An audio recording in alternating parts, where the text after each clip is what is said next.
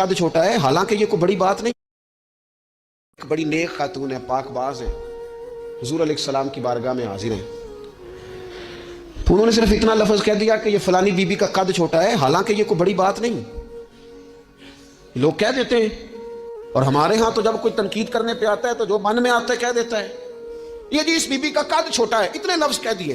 तो नबी अकरम सल्लल्लाहु ताला अलैहि वसल्लम ने फरमाया, ये जो तुमने बात की है ना, अगर तुम्हारे ये जुमले मैं मीठे पानी वाले समुंदर में डाल दूं तो वो समुंदर कड़वा हो जाएगा। तुमने किसी पर तनकीद की, इनके कद पर एतराज किया, ये तालीम उम्मत के लिए हुजूर ने बात इरशाद फरमाई, वरना वो खातून उनकी तो बड़ी अजमत है।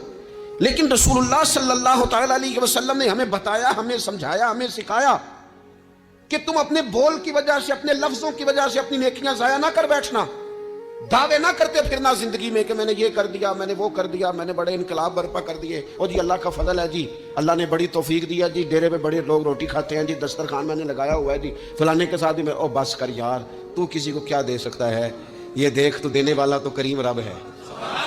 तू 100 को दे के 200 को दे के बताता है, वो पता नहीं किस किस को अता फरमाता है।